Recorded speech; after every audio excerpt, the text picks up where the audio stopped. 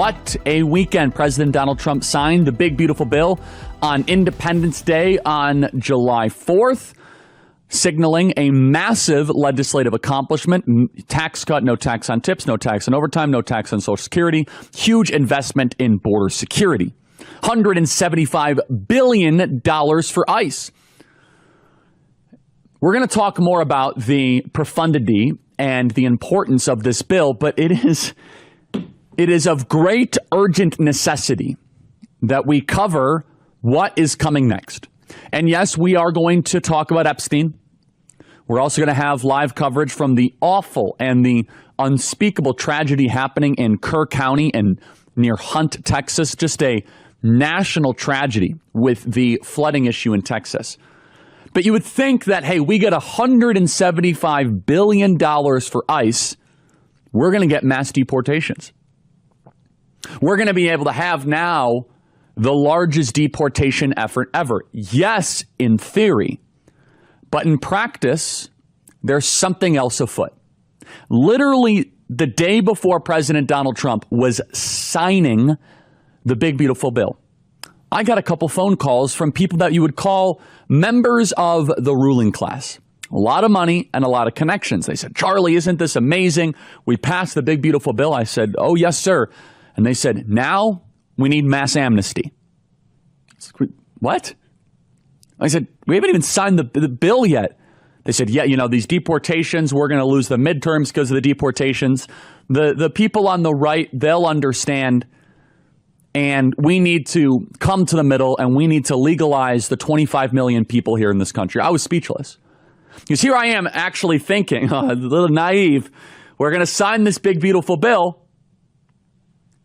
and we're actually going to get mass deportations uninterrupted from an asymmetrical attack. So we have somewhere between 20 to 50 million illegal aliens in this country. We don't actually know the numbers. These are all guesstimates. These are all just approximations. And there is a movement afoot as I am doing this broadcast. And this is bigger than anything with Epstein. This is bigger than anything with tax cuts. It is happening right now in Washington, D.C. And I can say this from firsthand experience, that people are pushing President Trump for amnesty. They are pushing him for mass legalization of illegals. Now, President Donald Trump, of course, would never push for amnesty. But President Donald Trump said something at a rally on July 3rd, and my phone lit up like you wouldn't imagine. President Donald Trump was talking about potentially doing a bipartisan compromise deal for illegals that have stolen Social Security numbers, that are illegally domiciling themselves here in the country, that are all felons. Every single one of them are felons. They're just not yet indicted felons. But if they're here illegally, you're a felon. It's against federal law. We've gone through all the different federal laws that you break by being here. And this is President Donald Trump speaking at the Iowa rally saying that we might need to do some form, he didn't use the word amnesty, but some form of soft amnesty. And I could tell you now through other reporting that I've been able to do and phone calls, there is a major push right now to do a bipartisan amnesty deal, a major push. People are trying to push the president. Hey, you got the money for ICE. Now we need to go move to the middle on immigration. Play cut 258. People have worked for on a farm for 14, 15 years, and they get thrown out pretty viciously, and we can't do it. We got to work with the farmers and people that have hotels and leisure properties too. We're going to work with them, and we're going to work very strong and smart, and we're going to put you in charge. We're going to make you responsible, and I think that that's going to make a lot of people happy. Now, serious radical right people, who I also happen to like a lot, they may not be quite as happy, but they'll understand, won't they? Do you think they'll understand that? You're the one that brought this whole situation up. Brooke Rollins brought it up, and she said, so we have a little problem. The farmers are losing a lot of people. And we figured it out, and we have some great stuff being written, and let the farmers be responsible. Let the farmers be responsible. Look, I trust President Trump's instincts 100% here, but there is a group of people that are pushing President Trump very hard to stop the deportation effort and to try to have some sort of a come to the table moment of a bipartisan compromise. That we need to try to figure out how to make these people have a pathway to citizenship.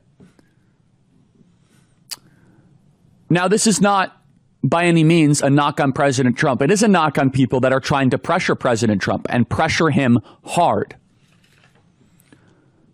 We don't know any of the details, but President Trump did say that the radical right people that he has a soft spot for wouldn't like this. Hello, hi, I'm one of those radical right people. And I want to know what I'm not going to like. Because of all the different stuff that's in front of us, if you want to break our coalition, go and push amnesty. That right there would be a complete collapse of everything that we have worked for. Everything. So we don't know any details, but it looks as if President Trump might be in preliminary discussions. And I could tell you that there are many different discussions that I've had with people, and they are pushing it hard to create some kind of amnesty proposal aimed specifically at farm laborers in the United States. But it's more than that. It could be hotels. It could be leisure properties. We've heard the arguments about this for years. Well, the crops are going to rot in the fields. There'll be starvation. But here's the main thing that you need to know. We've tried this before. This is not some sort of new thing. And by the way, just so we are clear, I went to an event this last weekend in San Diego. J.D. Vance was there. And another person came up and said, Charlie, do you know what we need? We need to have some sort of pathway citizenship for 25 people. I said, are you guys on all some sort of group chat or something?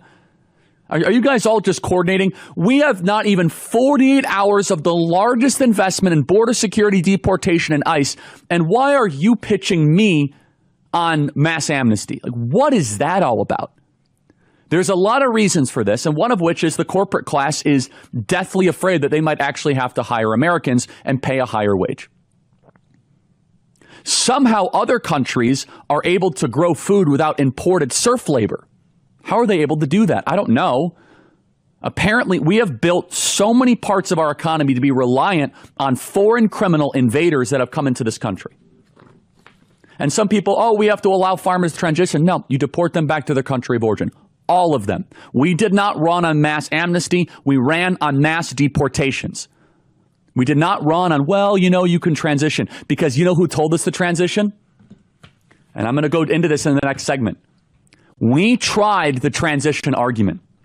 And we are told, hey, if we do this, Hispanics will vote Republican for a generation. Hispanics will vote right-wing for a generation. And Ronald Reagan tried this in 1986. And what is so frustrating, just unspeakably frustrating, we are winning Hispanics in a way we've never won them before because we are so firm on immigration. It was running against amnesty that got us Hispanic support. And I don't want to hear about people say, well, this is how we beat the Democrats. We just beat the Democrats. We know how to beat them.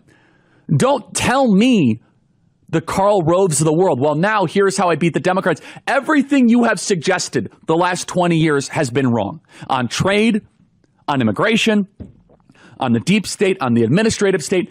Everything you have suggested on the Iraq war, on foreign policy, it's all been wrong of the Karl Roves of the world. But now, in the year of our Lord 2025, I have to now be lectured that we are going to win back Hispanics, even though we're already winning back Hispanics, by compromising the core base as the core campaign promise of our coalition.